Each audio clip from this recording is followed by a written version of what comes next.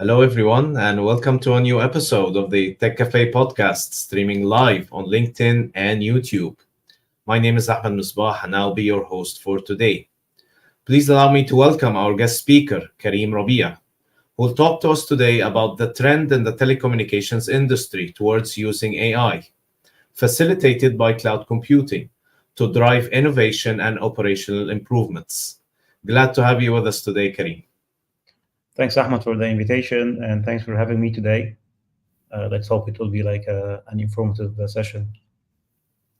Yes, it will sure be. 𝗘𝗻𝗶𝗀 is a principal ICT architect with 19 years of experience in diverse fields of data networks, mobility, OSS, cloud, and orchestration domains.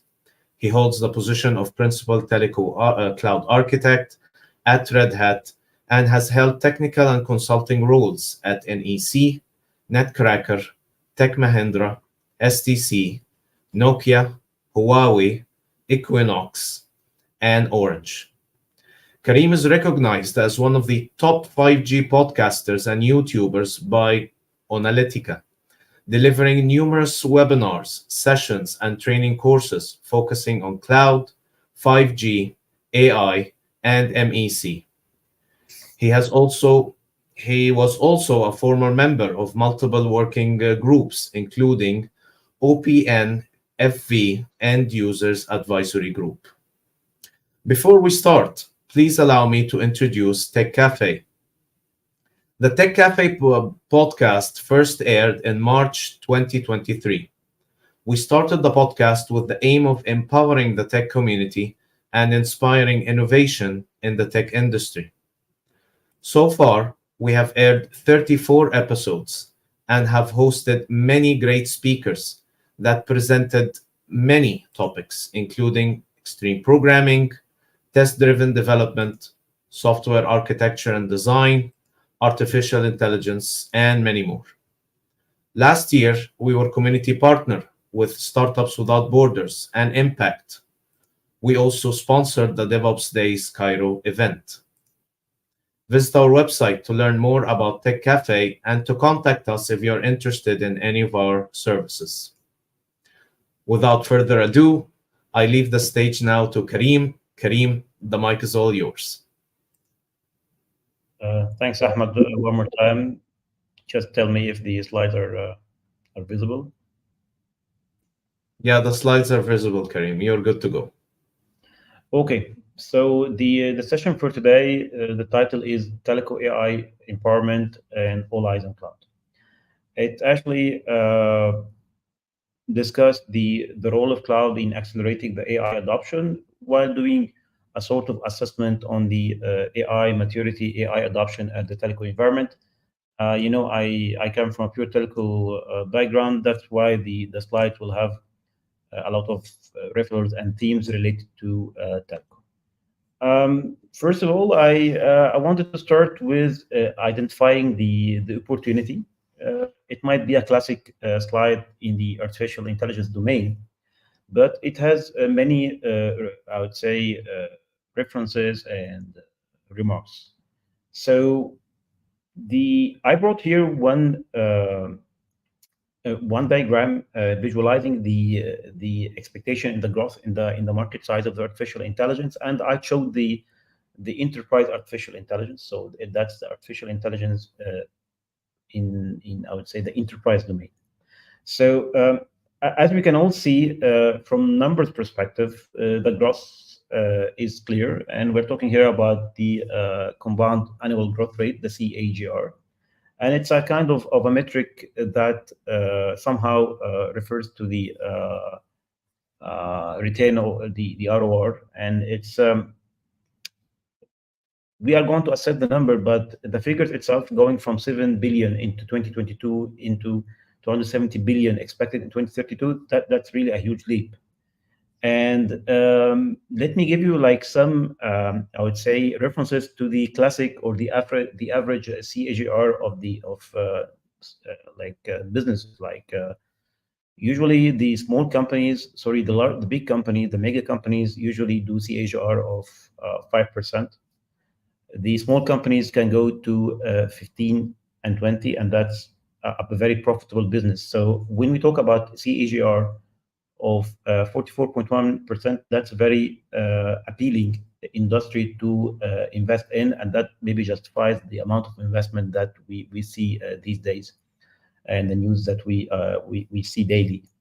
And another metric that I would like to highlight, that the telecom service revenue, and I brought that from Analysis Mason, the telecom service revenue and the CAGR, the corresponding CAGR, is very, very low compared to AI. So we are talking about 1.8%.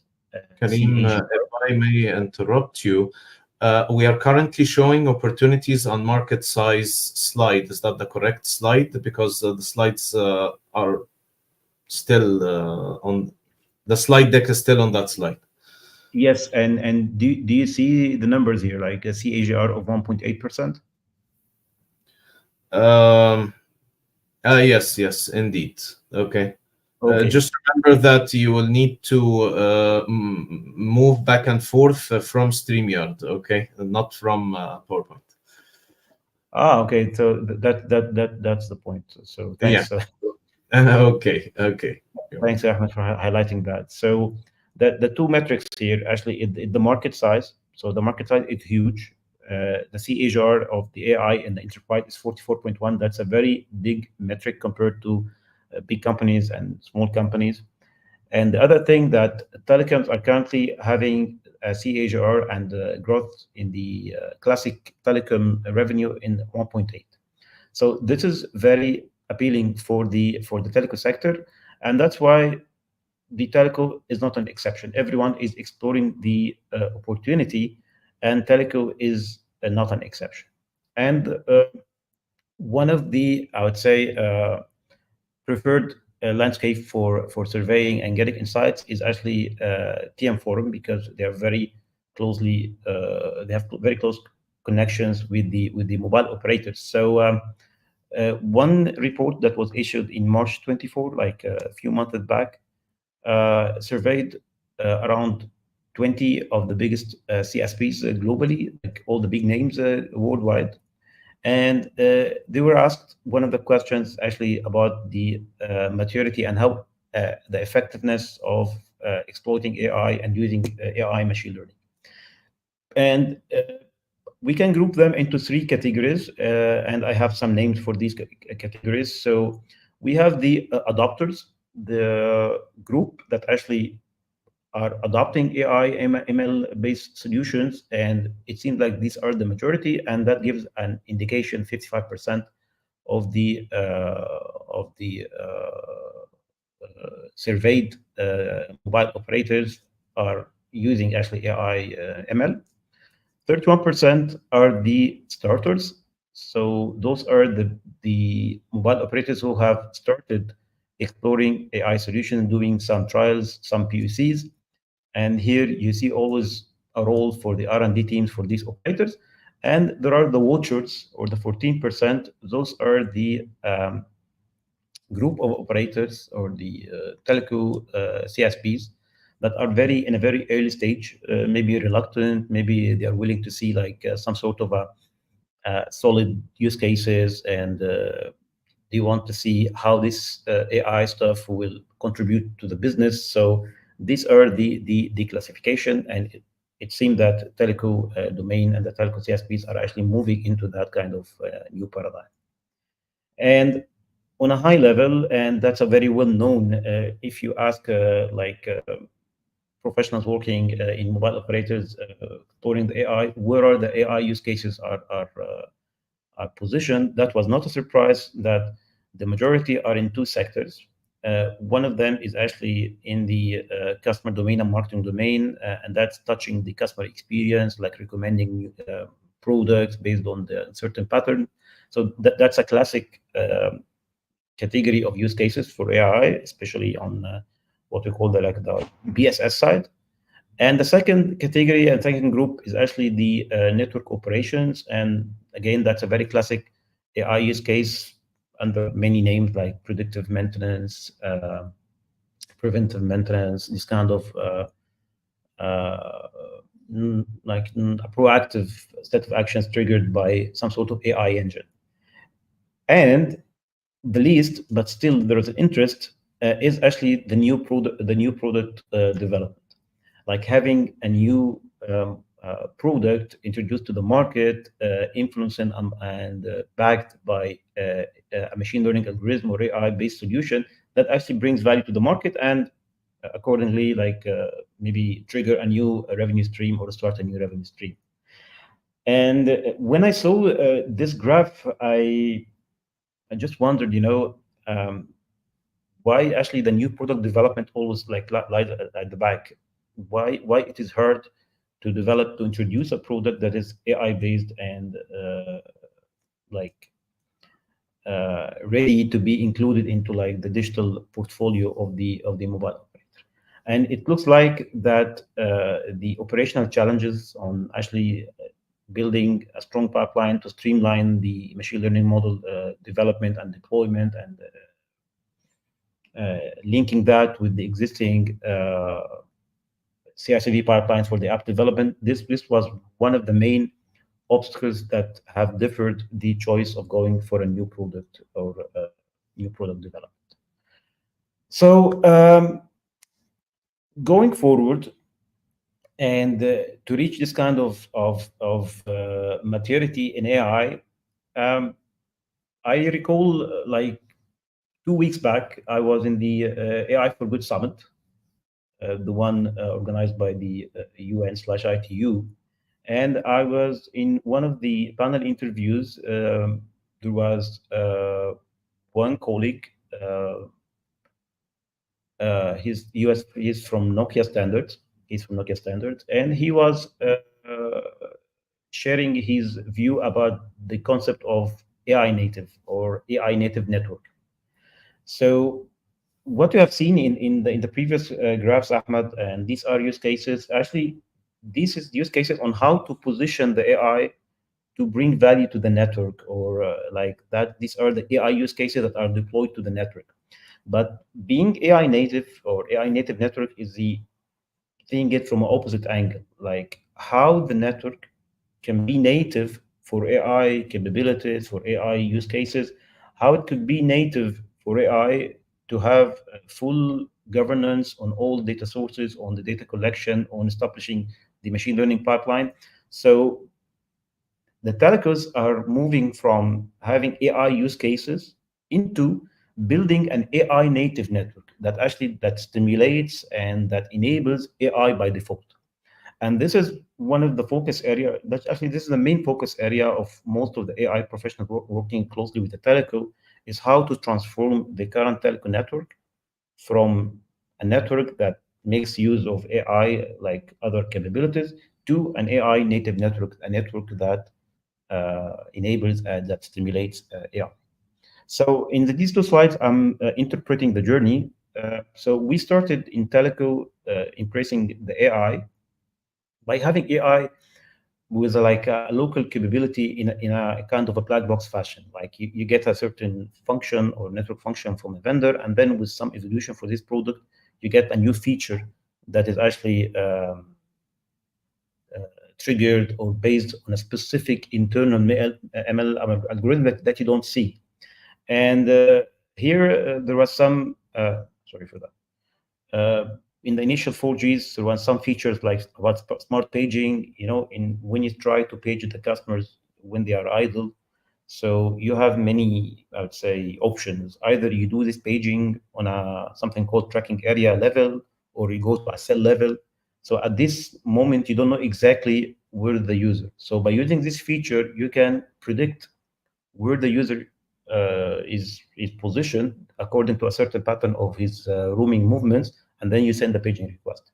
And then this kind of capability turned to be some sort of a capability that can be exposed to the whole network, not just positioned or localized in one product. And we started to see some standard network function that actually provide ML-related capabilities. Like I'm bringing here the example of the NWDAF, the Network Data Analytics function for the 5G. So it's a standard node that provides analytics function that helps the mobile core network to take decisions based on specific analysis for a specific data sets.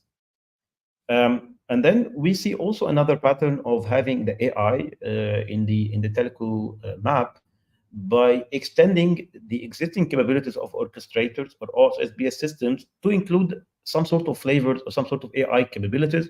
And that was very clear when we saw that orchestrator market solutions started to have a sort of a policy engine that is AI driven.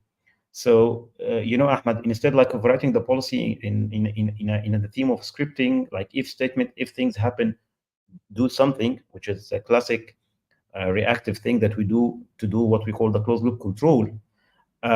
With the new modern policy engine, the policy itself is actually written or the decision is taken based on an ML algorithm, and that what puts this kind of use case in under the name or the title of predictive maintenance or proactive maintenance. What we need to do, and that's the next step, and that's what we all focused to achieve, is to start to tune the architecture of the network to be somehow AI friendly. And here I'm using some terms that we use or that were used in the ITU. We refer to the mobile network or the core network or the radio network at the underlay. So this is the functional network that provide the service. So in order to make use of the data and to build any kind of AI logic, you need actually to start building an overlay network from ML components that can easily capitalize on the data coming from the underlay and then start to produce AI use cases. And in this thing, there was very good effort done by the ITU, especially in 2019 or 20, and that was the focus group called Machine Learning for 5G. They came up with a unified architecture for machine learning in 5G. So they built some sort of overlay architecture that includes, some functional blocks like source, collector, sink where the ML is deployed, somehow to help the telecom operators to deploy ML solutions. You may ask why this is important, why the reference architecture is important, because if you don't introduce a technology to telcos in the form of reference architecture, they will really suffer to deploy or somehow realize the technology, because they need to understand how this interlocks with their existing network. And guess what? Their existing network is very compliant or very aligned with standard reference architectures. So to make technology easier to be realized in the telco domain in particular, you need somehow to provide some sort of a reference architecture. And also reference architecture, it's usually embraced by the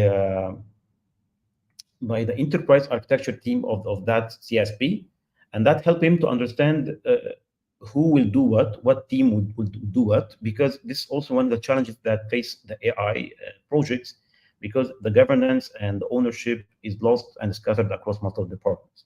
So this is an effort was done by ITU. We hope that 6G will natively bring that into more solid frame. The ultimate goal, and that what we want to really all to achieve, is to reach a stage where the network and the applications are AI native. And AI native, I use the term AI native by design and architecture. So the architecture is, maybe I forgot to mention that whatever you find it red, that means like ML capability. So whatever you see here in the as a stack, that's the machine learning capabilities tool, whatever. And then what you see in the southbound, these are the applications. And you see here that the logical visualization shows you that the app is actually developed or is a mixture between an app and the machine learning model. And that's what makes the intelligent app. So we expect that all the microservices, all the apps in the to-be state, they will be developed and served in a joint lifecycle management governance with the machine learning model. So they make use of the smartness of the machine learning model that will eventually make all the applications intelligent app in a way or another. Like they are using AI either to provide a specific logic to the business or by doing some internal stuff like healing, scaling, whatever, using AI. And we expect, as I said, that these kind of architecture details will be somehow brought to the community via 6G. So we have big hopes in 6G that's going to be an AI native technology, and the application itself will be AI native by design, so that they are developed together with the ML model to be intelligent apps. So when we stop here and see to that to-be state, okay, and we start to talk about developing applications, so that's the DNA of the software development, right? To have this kind of lifecycle management, to have this kind of CI/CD pipelines. And usually all the cloud platforms that serve cloud services or provide cloud services like Azure, like AWS, GCP, Red Hat, OpenShift, Tanzu, all these cloud platforms, they come with some sort of tools, of development tools, of CI/CD tools. You can call them runtime tools that actually can be seen as a platform as a service that help developers to develop applications.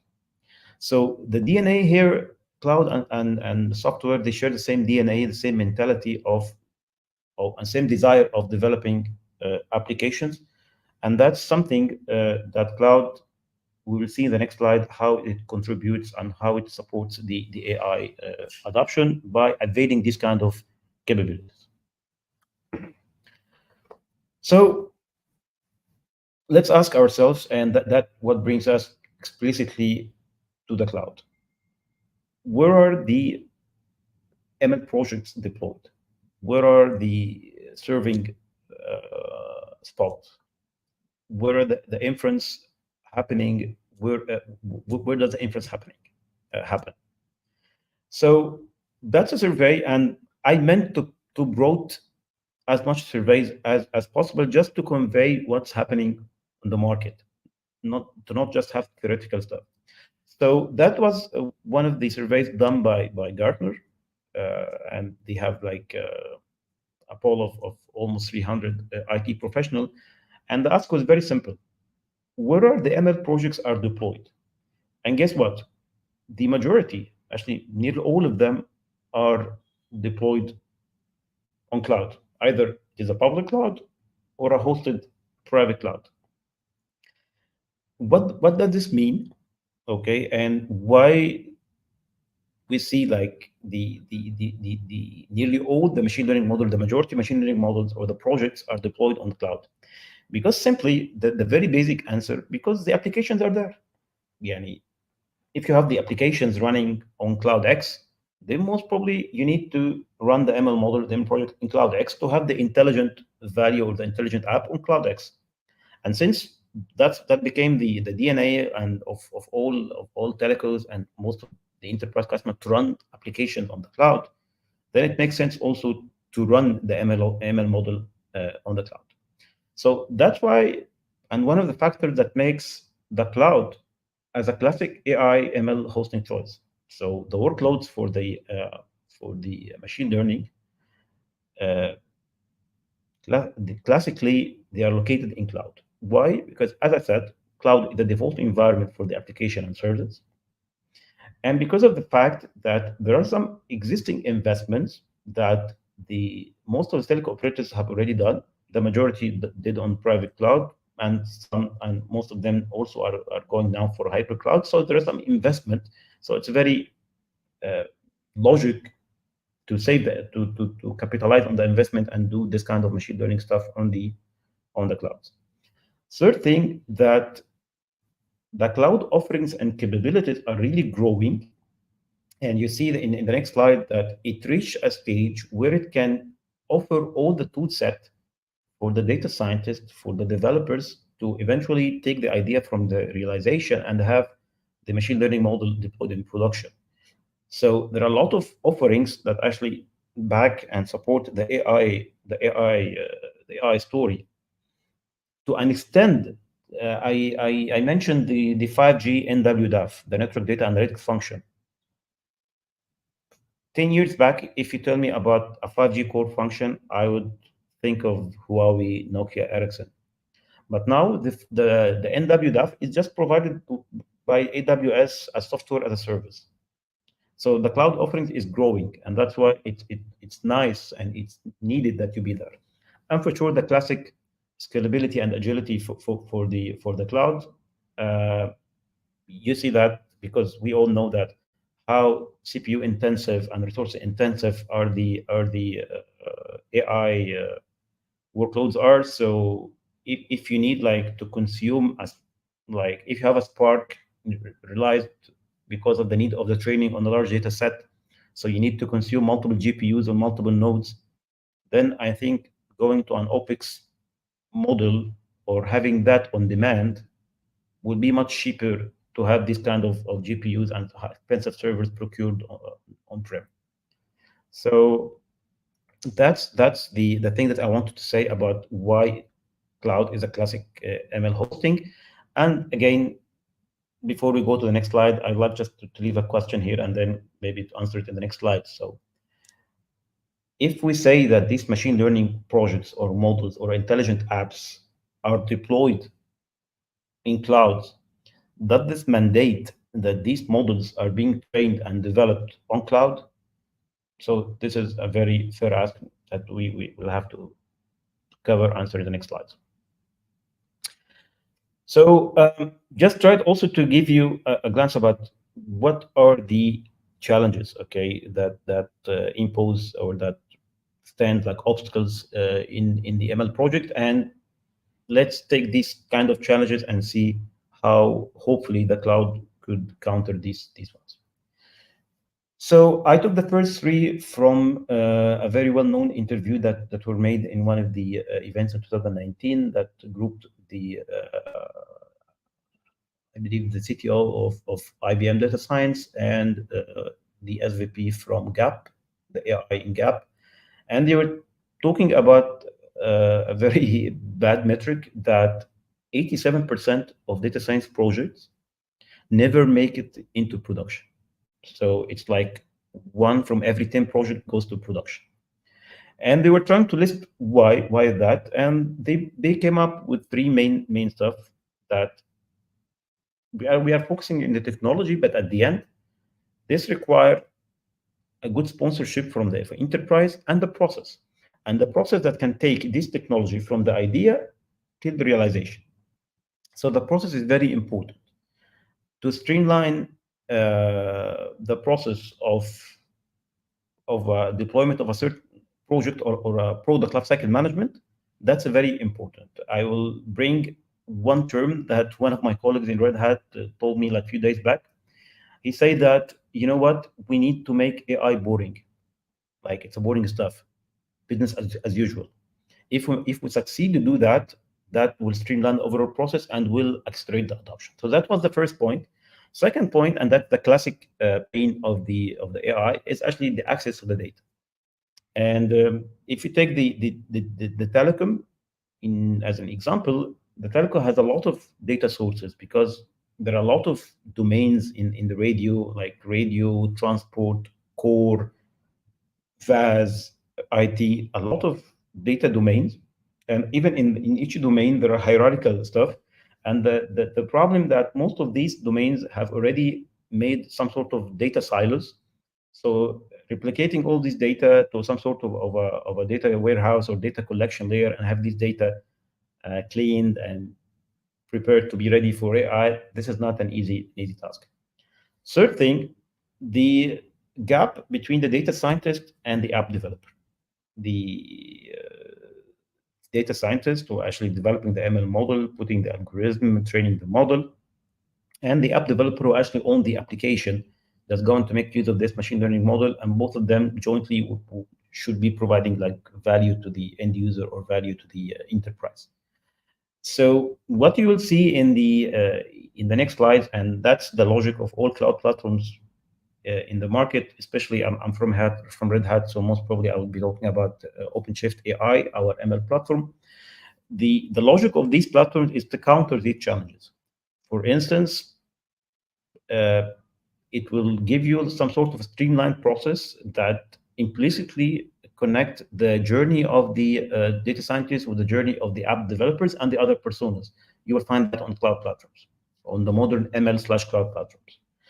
I added two more obstacles that I realized from my experience, that whenever you make the infrastructure visible to the data scientists, that actually boosts or increased the complexity, because data scientists should only think of the logic, should only think of the modeling of the algorithm, and that should be very agnostic, infrastructure agnostic. You shouldn't get into the complexity of where is the GPU is located, in which cluster, in which data center, and how I get the resources, and do I have to compete with the other working group working on the same AI project. So these kind of things should not be the focus of the data science. And then eventually, for sure, the business benefits of AI ML innovation, because unfortunately in the telco, they are introduced usually from technology perspective and not from business perspective. And people working on the telecom domain, you know that if you get an idea coming from the EBU or CBU or from the business, most probably it will get the budget and the sponsorship and the attention. But if it comes from the technical teams, it will always be like in the technical teams. And that might justify why one of the 10 initiatives succeed to go into production. So the modern cloud platforms and the modern ML machine learning platforms are actually countering these challenges, providing solutions for these challenges. I had a nice animation, but because I'm using now PDF, so it's not there. So what is needed to accelerate the adoption is actually to make the AI operational, or make AI boring, like my colleague Red Hat has told me a few days back. So you need to provide capabilities to the telcos or to the end customer that actually streamline the overall process. And what you see in the yellow, I would say, sorry, in the blue blocks, these are the capabilities. Like, you need to streamline the process of machine learning model development, training, and deployment. You need to have centralized access to data. You need to advocate the collaboration and convergence with app dev. So you need a platform that combines both together in one platform and provide ultimate value to the market at the end. And then you need a platform that does infrastructure abstraction. So just not to take much time, I'll go quickly through these concepts. So I brought some examples from the market where currently the machine learning platform in the market that is actually very converged with the cloud platform. And when I say very converged, let me give an example of OpenShift AI. So OpenShift AI, that's the machine learning platform for Red Hat, giving that's just an example, like the necessary tool set for data scientists to develop and train the model and integrate that with the CI/CD pipelines to deploy the model. So it gives you the capabilities. This OpenShift AI is actually an operator and is deployed on the OpenShift cluster. So it is very coupled with the cloud platform. So in the modern ML platform, you'll find these tools. You'll find tools for data collection and preparation. I brought here just example of Starburst, and also for sure, because I'm from Red Hat, that's why I brought Watson X from IBM. For the machine learning model development, example of the Anaconda for the open source for the machine learning model development. And then to integrate the model into the app or the inference itself, we have many solutions in the market. We have Watson, we have the NVIDIA solution, we have the Intel OpenVINO, and model monitoring, we have Watson, we have whatever. So the idea here is not to list the names. The idea is to tell you that the cloud platforms currently and the machine learning platforms are grouping all these capabilities under one place. So this is the offering that is to be given to the mobile operators to streamline the machine learning model development and deployment. If you see here, if you notice that there are many personas, the business leadership who set the goals. Let's start with data engineer, data scientist, app dev, and IT operation, and we may come also with another persona, which is the ML engineer. So the ML platforms that are now in the market, the modern ML platforms, are bringing all these personas into one place and organizing the work between them, streamlining the process, the value stream passing through them, and eventually help the operators to streamline the machine learning model or the intelligent app deployment in production. And that's what eventually will make the AI boring business as usual. I took this example from one of the Red Hat documentation, not because of me being Red Hat, but I like the approach, the visual approach. I will not go here into details, but the idea is very simple. That if you able to do the MLOps part in convergence with the DevOps part, I mean, like if you streamline the lifecycle management of the machine learning model in convergence with the application lifecycle management, that would be, I would say, the golden or the perfect fit or the golden opportunity that operators are looking for, because they have good experience doing the app development, okay, but they don't have the same thing with the MLOps, and they are not sure about does it worth even to invest in the infrastructure?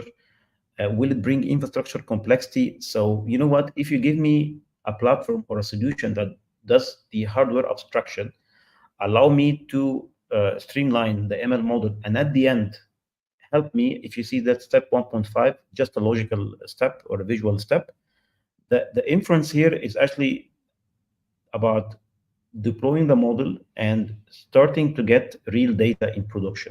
And that will not happen unless it is done with the deployment of the actual application. So it is like a mix of both. So cloud and cloud platforms have this kind of promise or commitment that there will be a convergence between the model or machine learning model lifecycle management and the application lifecycle management, which in turn, or as a 2B state, will streamline the production deployment of the intelligent apps. I just have to go quickly to a very important thing. I asked in one of the slides a question. If we say that the deployment is happening on the cloud, does this mean that the training and the development is happening also on the cloud? No, this shouldn't be a limitation. And that's what makes the cloud and the cloud platforms a very attractive solution for telcos. Why? Because the majority of them have already hybrid cloud strategy, either as a strategy or an existing deployment. So if you have the right cloud platform, okay, that's actually used to manage the hybrid clouds, a unified cloud platform managing hybrid clouds, then you can capitalize on that and introduce an ML platform that will make use of that kind of characteristics so that you can train on-prem and deploy on the edge. You can train on cloud and you deploy on the on-prem. You can train on cloud and then deploy on-prem. You will not be limited by the location where the ML is deployed or where the intelligent app is deployed. And that's the beauty of having the right cloud platform for the hybrid cloud story. And that's why you will always see, and you see currently in these days, a lot of talks about the nature of AI being hybrid by itself, like deployed in hybrid places and hybrid locations. And that's the same characteristics of the cloud. And that's what makes gives it very big weight or very credit for this kind of unified cloud platform that manage hybrid clouds. This had a very good animation, but unfortunately, I'm using the PDF. So one last thing, and it is important because you know that the reputation of the AI workloads and AI trainings and this kind of large data sets and large language models, that it requires very high CPU utilization and specialized like GPUs and these kinds of things. And there's a very nice feature or important feature called distributed workloads in the AI. What does this mean? We can just go now as if we are data scientists. So data scientists, I don't want to go into the details of the infrastructure. Okay, I just do some prototyping, some stuff on my laptop. Okay, and then when I'm ready to do the training operation, I need just to to do some sort of a declarative request, and then that's it. Someone or a certain specific pipeline should take this request and turn that into a cloud deployment and this kind of hybrid deployment. From cluster administrator, as a cloud administrator, I cannot give access to my cloud resources to the data scientist because they have very bad reputation. If I give him the cloud, he will just blow everything, take all the resources, and consume all my resources. So there should be some sort of a governance on how these two personas interact together. So if you go see now the diagram that I try to draw, that you have like group of data scientists in one team, different teams. Let's say in one team, they are doing some prototyping and they are doing some working on development or tuning a specific ML model. And you know what? Now it's time that we train this ML model or this kind of group of applications into a real data set, a huge data set. But you know what? We have like a special requirement that is only very specific to the AI trainings or the AI workloads, that we want to run all these workloads together. Like we want to have this kind of distributed workloads in instantiation. So we want, for example, to capitalize on 3 servers that have 3 GPUs and run all these applications together for a specific logic. Because usually in the classic application, this is not the case. The classic application is like you take the microservice and then you deploy it, and then the other microservice. There was never a need to deploy specific microservice in the same time together in a specific pattern, especially when they are really consuming a very specialized hardware like GPUs. So what the data scientists should be able to do is that using some sort of a very simple Python interface or any kind of declarative library, like I need to run these tests with these kind of resources requirement. That should go into the cloud. The cloud should be intelligent to understand that this is an AI workload. And you know what? I will take these requirements, I will put them as a single job. So I will not run the blue one alone or the yellow or the red. And that's why if you see these 3 servers above the no resources pending, that was the state where the cloud found that, okay, there are 2 servers with GPUs are available, but third one, for instance, is not available. So I have the capability as a cloud to dynamically scale the resources, add another GPU to the cluster dynamically, and then I run the workloads as a big bang, like together. And once they are done, I take the resources. So by that case, the cloud, first of all, we're able to deliver the distributed workload service to the AI, to data scientists, like to running all these workloads together using this specialized hardware. And also, they were very intelligent to understand that they should run together. Third thing, it provided the governance and like the abstraction to both personas. So now cloud does the cloud stuff, the magic for data scientists, and data scientists only care about the modeling and the development. My last slide. Sorry, I took much time. The key takeaways. So we would like to accelerate the adoption. We would like telcos to embrace more and more AI technologies. So cloud platforms and the evolution of the cloud platforms will simplify the AI adoption. How?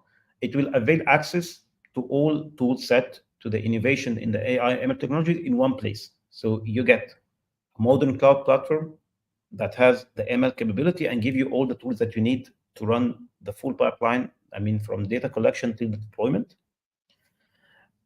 Relying on the current CI/CD pipelines and then enabling the ML ops, that what will stream the process and what will drive the ML operational consistency.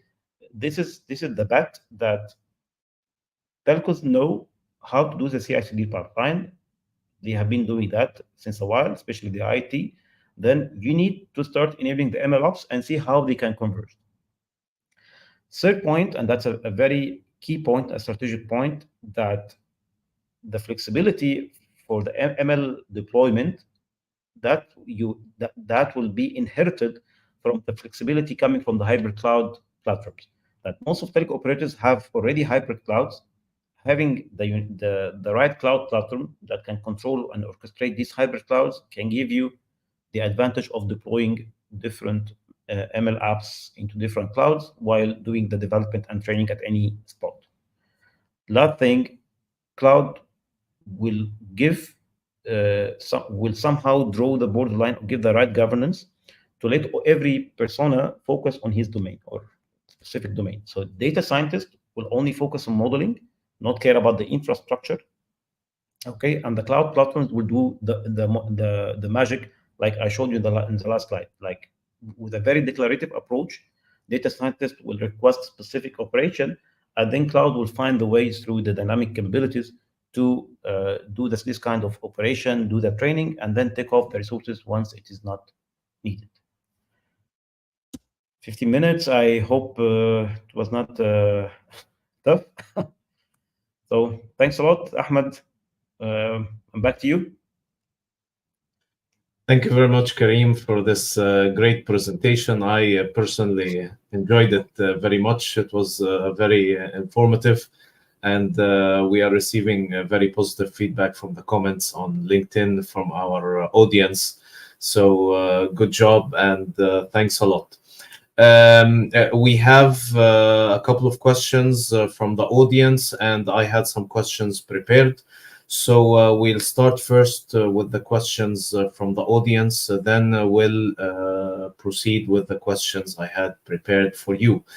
And before we start, I just want to tell everyone who's watching us live, feel free to post your questions, even when we are asking the questions that have already been asked, and we will answer them once we are done with the questions that we have already received.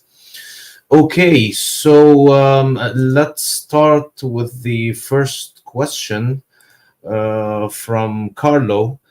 He's saying, hello, Karim and Tek Caffe team. Interesting presentation. From 4G LTE onwards, we have self-organizing networks. How do SON functions fit into the AI ML model and 5G networks? Okay, very good question. So let's call the SON as like the first generation of the AI-based solutions, and that fits to, if you remember when I showed the journey from towards AI native. So we started with some local capabilities, and they were very focused on the core and radio, mostly in radio. So SON can be part of it, but now it is evolving a lot. If you see the ORAN standards, if you see the MEC, so it's starting to evolve into like multimodal stuff, not just a very specific use case of optimizing the radio parameters or this kind of things. So it gets inputs from other data sources. It has a very, I would say, detailed use cases in each of these standard references. So that was the first generation, and it was very vendor specific. Okay, but now we are looking into a standard framework that actually uses AI natively to achieve whatever use cases in radio and core and transmission. So again, that can be considered as like the first generation of AI use cases, but now it's being evolved. Thanks a lot, Karim. We have another question from Carlo. You mentioned different applications for AI, ML, and he listed the different technologies. How do you extract data from the 5G network? And after processing, how do you inject the data or information into the 5G network to be used there? Example, turn on, off a cell. Okay, that's a very wonderful question. So, and I talked about this point. I think we need a separate episode to just answer this question. Yeah. So my point here is that we have a very well standard underlay network. So we know exactly how the 5G is structured. We know how this kind of interface is talking, or these nodes talking together through interface through protocols. And we now are in the challenge to define an overlay network. I mean, a machine learning based network that actually takes information from the underlay. So you'll find in the O-RAN architecture, they explain there how you can take this kind of information related to RRC and this kind of radio protocols from the radio. ITU made some effort to try to have this information from the core, from the 5G core. So there are some scattered initiatives, okay, everywhere, on how actually you can extract the data from the mobile network. So the answer is scattered, like the actual fact.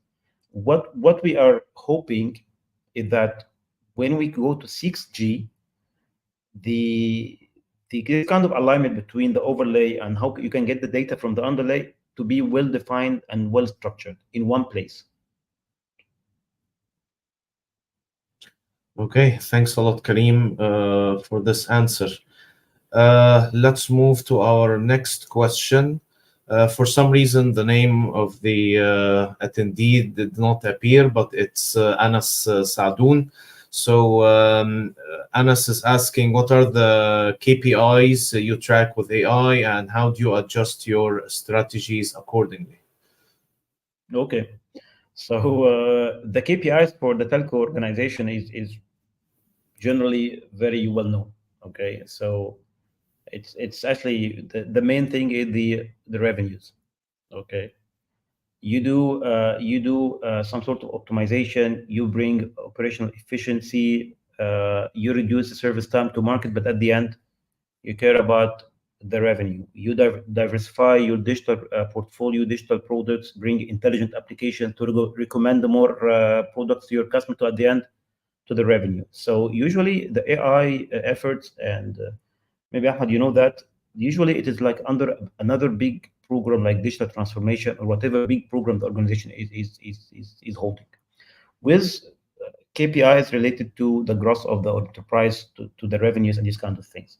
So it should all go to that direction, whatever it is AI, whatever it is any kind of other tracks, it should eventually go to that organizational KPI related to the revenue and enterprise growth. This is the answer of the first part of the question. How do you adjust your strategies accordingly? So the problem of the AI projects in particular, that first of all, it's not easy to procure.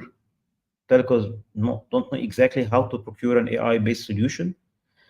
Second thing, the validity or the validation also is not easy to see if that actually provided the expectations or not. I'm talking about telcos, by the way. If it is like a use case in an enterprise or healthcare or whatever, maybe this can be curated. But in telcos, this is very difficult. But on the strategy, we got used to do some sort of a strategy refresh what we call every cycle, and that kind of cycle is defined by the enterprise itself. So usually, and that's a good thing, that in old days, before the evolution of this kind of technology, we used to do 3 to 5 years strategy. But now, because of the nature of the industry and the evolving technology, including AI, we only work on 1-3 years strategy, and we do a review every 6 months. So it became very agile to adapt and change to according to the outcome. I hope this answered the second part. Thanks a lot, Karim. Let's move to the next question by 𝗬𝗓𝗍𝗓. Saying, hi, what is your take on teleco transformation or teleco transforming into AI service provider? Is there a case? Well, if you see, if you read this kind of report by TM Forum, and as I said, it's like it connected with most of the tier one operators globally, like the big names. So they don't want to be an AI service provider. Okay, they want to have the AI bringing value to what they are doing, to I said, to diversify their portfolio, to unfortunately, for example, reduce the number of resources, reducing the cost in general. So they have like specific targets that AI will play like a role in achieving these targets, but none of them even used explicitly that term. And if that term means that you are going to provide AI solutions to your end customer, then this is happening already by partnering with the hyperscalers and the industry players. So the telcos now, they are like adapting and changing their strategies to do some sort of a joint offerings with these players. So I witnessed a case personally where I joined a hackathon made by AWS and Verizon. So Verizon, the telco operator, and AWS, the hyperscalers. And they were looking for a new product to be provided to the market based on AI, and with a joint go-to-market strategy and the revenue sharing. But the capabilities were coming from AWS, but the hosting and data centers and the infrastructure were coming from Verizon. So no one is solely putting a charter to be an AI service provider rather than doing some sort of partnerships and joint market offerings with hyperscalers. I want to add something to 𝗬𝗎's question. I know for a fact that there is one telco company here in Egypt that has done a partnership with another big company in order to build the first LLM here in Egypt. This is becoming more of a trend. We are seeing many universities now and many big organizations competing to launch LLMs, etc. So this is an example of a company that wants to do this investment in partnership with another big company.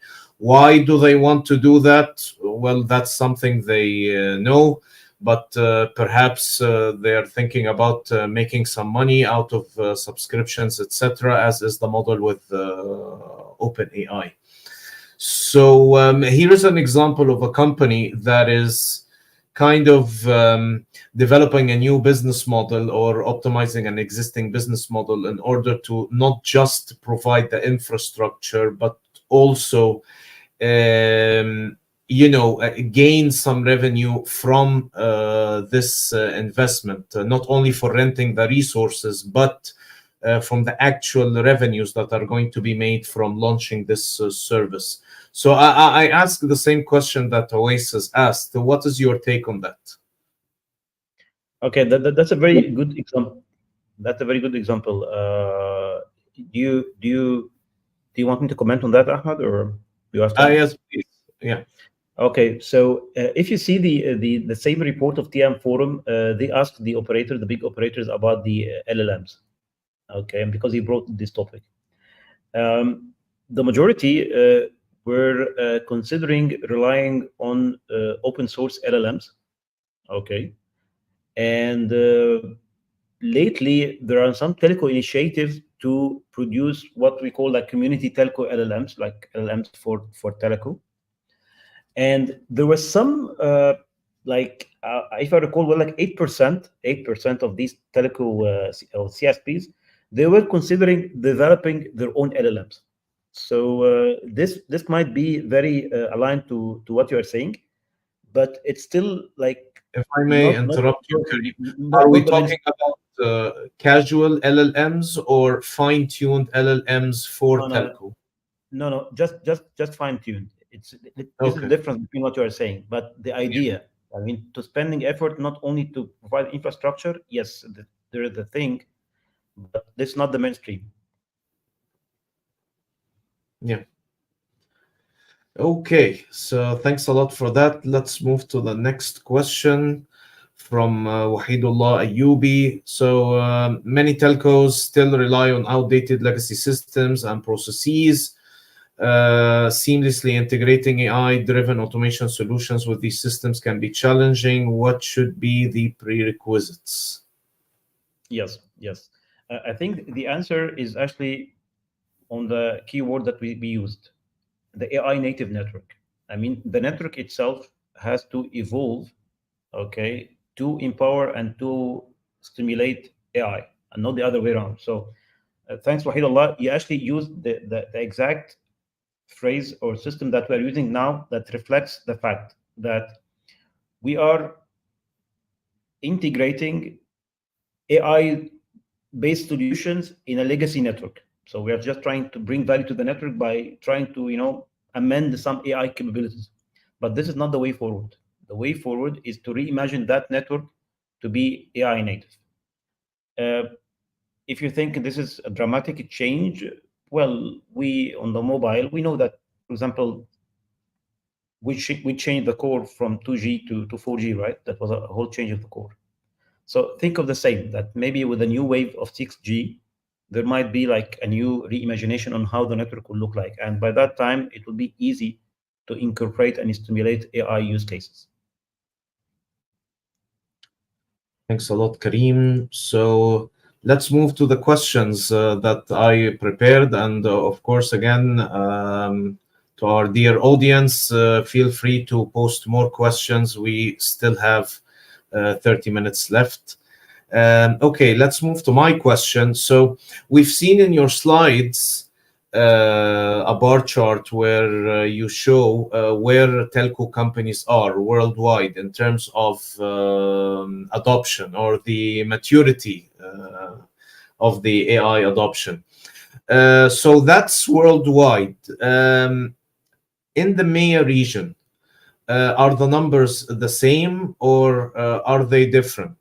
We've seen that the larger percentage of companies are already now using AI in either their products or in the systems that run their operations. Is the percentage the same in companies that are operating in the MEA region? Well, my I would say, as per my exposure to either to my customers or even meeting most of the operators at the global events. So I see it is very mature when it comes to the marketing and product side and the customer side, this kind of digital portfolios and digital marketplace, very mature in the Gulf area. Okay. And maybe in the part where we are from, like in Egypt and in North Africa, is not that mature. Although I know that in all the operators, even in the North Africa, there are scattered initiatives. Like in each department, there are some stuff made, but very tiny, scattered, and not to be like not marketed as a big solution or the overall solution. So as an answer for your question, the maturity is very high when it comes to marketing and products in the Gulf. That's for sure.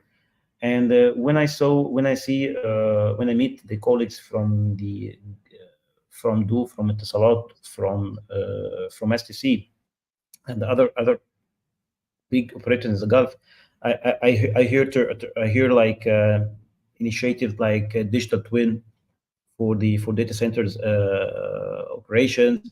So there's a very good, I would say, progress happening now on the Gulf. I think with even the latest announcement that we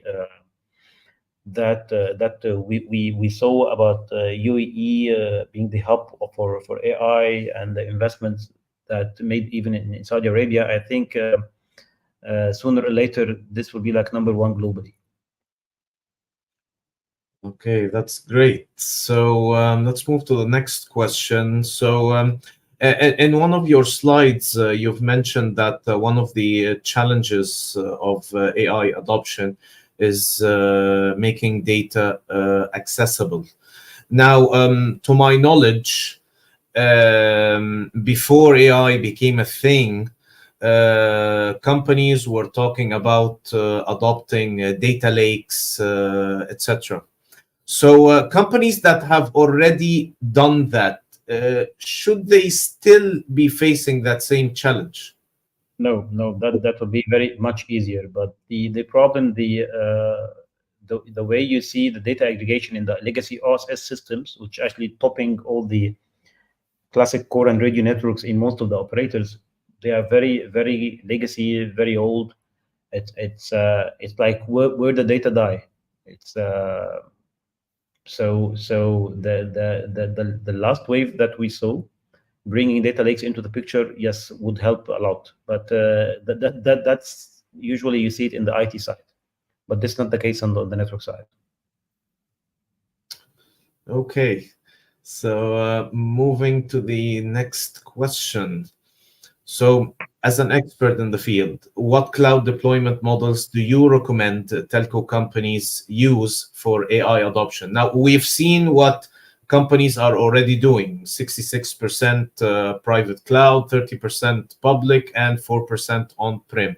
That's what companies are doing. As an expert, if you're going to a company as a consultant, what would you recommend be the best cloud deployment model? Okay, so here the answer comes with the current cloud strategy adopted by the operator. And if the question now is changed to be what is the cloud strategy or architecture that you recommend for your customer, then definitely it's the hybrid cloud. Because hybrid cloud, that's actually something that ensures that somehow you are not locked if you choose the right solution for the cloud hybrid cloud orchestration. Second thing, that we saw in the market some CSPs can go very aggressive to go to an OpEx-based model and go to everything to the public cloud, and we saw that in the new greenfield operators like Dish in the US, and I think 𝗓𝗏𝗃 in Germany. But that's very aggressive, and this will never happen. Okay, and the classic operators will never do that because of many things related to regulatories and security issues and these kind of things. So, and also on the other side, you can't just go, invest on a mega private cloud that will enlarge your capex, force you to focus on some specific of areas of focus that not your main business stream. I mean, you are delivering connectivity, digital services. You are not a cloud administrator. It's not your bread and butter. So you need to have the right mix, and that right mix mandates the hybrid cloud strategy. And because it's not a new thing, so we are not talking about the vision, it's happening. So hybrid cloud, it is there. The majority of the operators have a hybrid cloud strategy or hybrid cloud deployment. So now, if we take this kind of logic and we put it to help us to answer this question, then AI adoption or AI deployments are going to be hybrid.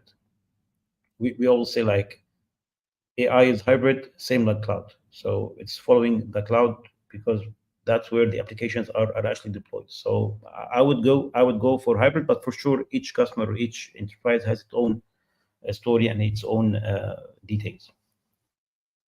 Yeah, that makes perfect sense. Okay, moving to my last question. And so what role does edge computing play in the integration of AI and cloud technologies within the telco industry? Okay, the inference or this kind of having the machine learning model into practicality, into production, we see that we see the rise of the edge as a preferred position for that. with telcos. Why? Because this is the wave where most of the operators are thinking of the private 5Gs and fixed wireless access, all this kind of, and the business edge. So all these new revenue streams are coming from the edge. Actually, the promise of 5G SA and other than widening the pipe to have more data is actually the enterprise service related to the edge. So most of the focus are going there, and since most of the focus is going there, also AI, the inference is going there. That's why you'll find in any standardization effort, in any open source initiative talking about the edge, you'll find the AI brick and the AI stuff, and that's there in the O-RAN, the most famous thing happening there on the edge. So the numbers, the interest are growing on the inference happening on the edge. We believe that the concept of hybrid cloud, of having the idea of developing, training a machine learning model in a place, and then having the flexibility to deploy that on the edge or private or public cloud, that will be the dominant setup. Okay, so we have a new question from the audience. I didn't get the chance to see who posted it, so apologies for that. So the question goes as follows: what role do APIs play in creating an ecosystem that supports AI-driven innovation in telco business? Okay, so you must have heard about the initiatives of this kind of Telco APIs, Camara, and these kind of things. So the interest is increasingly growing between the operators to have some sort of a unified or standard APIs integrations or communication, or exposing the capabilities of the network via APIs. And this was somehow reflected in the 5G reference architecture when we started to see network functions like NEF, network exposure function. And before that, in the 4G, there was the SCF, the service capability exposure function. So telcos now are very interested to expose the capabilities of the network via APIs. Okay, so most probably any kind of logic or service based will be based on APIs, and there are already communities and ecosystems doing that in GSMA and in open source initiative. This is by default, not necessarily explicitly, but supporting the innovation in the AI, because at the end, and this is one of the use cases, that the machine learning model itself, okay, it's not a must that machine learning model is packed as a container and deployed as an application. It can be seen also as an API based app, so it can be consumed. The logic itself can be consumed via APIs. So it will make use also of the evolution of this kind of API ecosystem. I hope this answered the question, if I understood it well.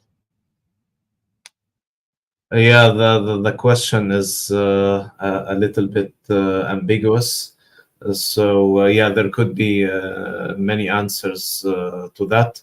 I would like to invite our colleague who asked this question. It was Anas Sadoun, to visit our podcast on YouTube. We did a session previously on great APIs that could be used to develop AI applications.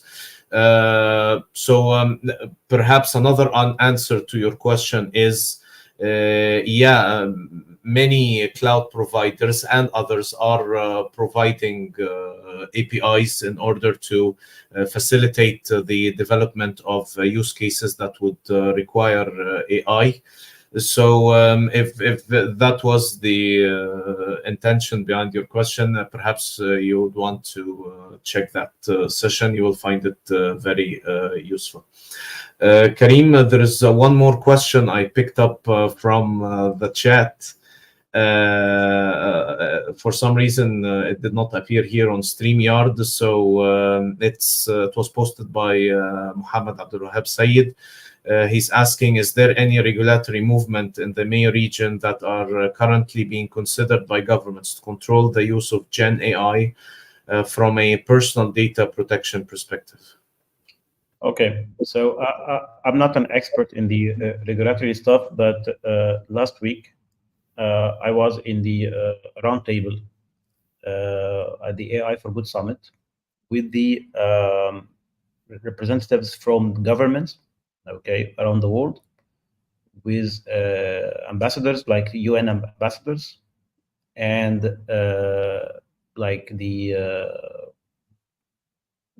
directors and leadership from different standardization bodies, and that topic was discussed explicitly. So the problem now that we see is that there are many appendices and many references and many regulatory handbook according to each region. So you may find that there are some regulators coming from the EU, another framework coming from the US, and there is also another high-level one coming from the UN. So there are a lot of regulatories or regulatory appendices currently available in the community. I'm not familiar with someone specific to MEA. Okay, if MEA here means Middle East and Africa, okay, but most probably for the time being we will follow one of these unless there is a specific regulatory publishing on the country level or on the government level. So now there's an EU, which is very little bit strict, and we have the US, and we have on the UN level. And by the way, that's a very hot topic and very important, and that actually one of the topics that may not stop, but it will slow down the adoption, because in the old days, when we used to embrace technologies like mobile technologies like 4G, 3G, 2G, 5G, the regulatory requirements are embedded, are well known, are embedded in the standards. So for the operators, if they follow the standards, most probably they are following the regulatory requirements. It is there. In the AI, it's not like that. In the AI, each region has its own regulations, and the interpretation and the reflection on the deployment, this is very specific to how we deploy. I give you one example, just something to think about. At any time, forget about AI, in your network, if there is an action taken by the network, and that action caused an impact to the safety or to the life of any other person or any safety of any other surroundings, it's easy, or it's something that we can all do, that to identify what was the action, who did the action, and why this action was taken. Okay, and by that, the governments and officials know exactly that this network can be accountable of whatever actions it takes. But now with the AI, and they are talking about the concept of trustworthy AI. Trustworthy AI is actually how to trust the action taken by that AI engine or AI algorithm. And if this action causes an impact to someone, how to clearly define what were the motivations and why this action was taken. So if your solution, let me give you an obstacle, if your solution doesn't expose this kind of accountability in terms of APIs, in terms of whatever, to the officials, like the old days, like we do in the lawful interception, then most probably I will not accept your solution. And think of other stuff. So regulatory regulatory stuff is very important topic. That's to be, I would say, it needs a lot of effort from all the stakeholders in the community. Okay. Actually, when you were answering this question, Karim, I remember during your presentation, you were talking about using AI to make some predictions on the location of the user or something like that. I remember we had a case in some application I was developing where we had the missing data in the CDRs. So we proposed the use of AI models in order to be able to predict what the value of this missing data was going to be, so that you would have complete CDRs to be used for billing, etc. Now, we never implemented that. It was just a proposal. But here's the thing that was of great concern to me, okay? Should we, especially in telco, should we distinguish somehow by the means of flags or whatever between data that was captured by the devices, etc., and between the data that has been predicted by an AI model or not? Is that something important that designers should be considering? Should we know what part of my data has been generated by an AI model and what other data was not? I believe it is 100% important. Yeah. Because, see, I mean, maybe there are some actions, some logic to be made based on this data.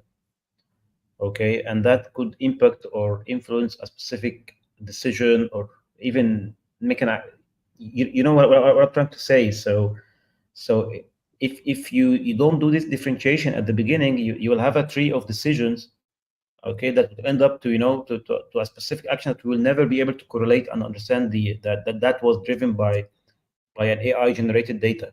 And guess what? I mean, this is not guaranteed to be 100% correct or accurate.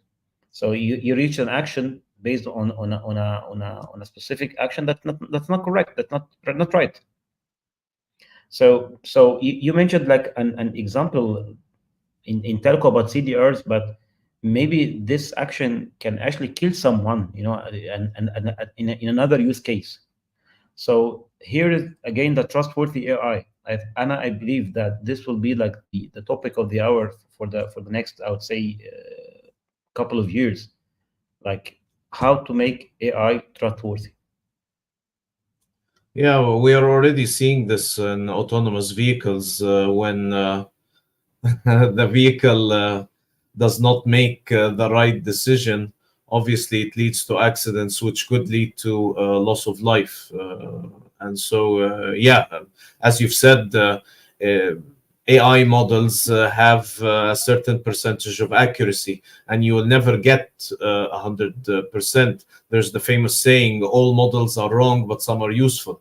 So, yeah, there is always this concern and this risk. Okay, I think we have room for just one more question. So this is going to be our last question before we conclude this wonderful session. So the question by Arman is, AI consumes a lot of power in data centers. Which factors should be considered in measuring how much energy AI consumes compared to the benefits it provides? Yeah, 1 week ago we were joking. We were one of the sessions at the AI for Good Summit. Then we were saying that, okay, we will consume like thousands of CPU to bring a use case about sustainability. So yeah, so Yeah. that there are many use cases in AI about sustainability, but if the AI itself is consuming so much power to run the ML model, then what is the point? So here I'm not an NVIDIA expert, but I'm trying to follow the latest of their technology. So as per them, as we evolve in the algorithm and in software and in cloud stuff, there is an evolution also in the hardware and in the power consumption. So they have a very nice or very well-known figure of saying like one GPU gives the computational power of X number of CPUs, but with like So if you compare the computational power with the power consumption, that will be less than the number of CPUs that you need to deliver the same computational power. So from their side, they are saving power with GPUs. Second thing, we have many features that we are enabling in the related to the server bias, to the Linux, that try to efficiently utilize the power of these servers. Let me give you maybe looks like a dummy example, but what about if there is a remote cell site and no traffic at a certain time? So we have the capability to turn off the server in an automated way from a centralized location to interpret that there is no activity, and we turn off the server. So there are a lot of features that we are trying to bring in the software level, either on the Linux, either in cooperation with the servers and on the BIOS. Some BIOS parameters that we tune to somehow adjust the thermal power, thermal consumption. From their side, they are advancing in the GPUs and the power consumption. So there are multiple players trying to contribute to this one. Yeah, and as you've said, they're using AI actually to optimize the power consumption of data centers that we use in order to train models are for inference. So it's it's kind of strange. This is how it is. But sustainability and the power consumption of the AI models is a topic that's having a focus that we focus on, because as you said, we contribute to this kind of to the crisis itself. So but I believe, because I'm following many of these movements, I'm trying also to contribute to some of them. So there are many features and many initiatives from different levels, from the application level, from software level, from hardware manufacturer, that all aim to reduce the CPU requirements and the power consumption accordingly. Yeah, I think in a previous session I did on serverless architectures, we were saying that one of the benefits of serverless architectures was green computing. So I think this is aligned with what you were saying about using cloud for AI adoption. I think that companies that will take that path, this is one way of reducing the energy consumption. Yes. Yeah. Actually, green AI by itself is an initiative happening now in the community, and a lot of stakeholders focusing on that one. So thanks for bringing this. Yes. Thanks a lot, Karim, and thanks to all our audience. I'm not sure if there are any more questions, but we have run out of time. So we are going to conclude by announcing the coming episodes on the podcast. So on July 9th, Paige Watson is coming back to the podcast to deliver an episode on taming legacy code, and he's going to show us how to work with legacy code using test-driven development and the strangler pattern. So don't miss this out. It's going to be a great episode. And on July 16th, Khaled and I are going to be delivering a mini tutorial on TDD with test containers. So I would say that July is going to be fully dedicated to test-driven development. This session is going to be in Arabic. The one with Paige, of course, is going to be in English. Again, I would like to thank Karim for the great presentation. If you see the comments on LinkedIn, people are so happy with the presentation, and they've liked it a lot. So congratulations on that. And I've also received some messages on WhatsApp for people telling me how great the presentation that was. Thank you very much, Karim, for being with us, and thanks for the great answers to our questions and the questions from the audience. We're always happy to have experts like you with us, and we sure hope to have you again with us in a coming episode. Thank you, Ahmed. Thank you for having me today. It's always a pleasure. To all our audience, thanks a lot, and we'll see you in our next episode.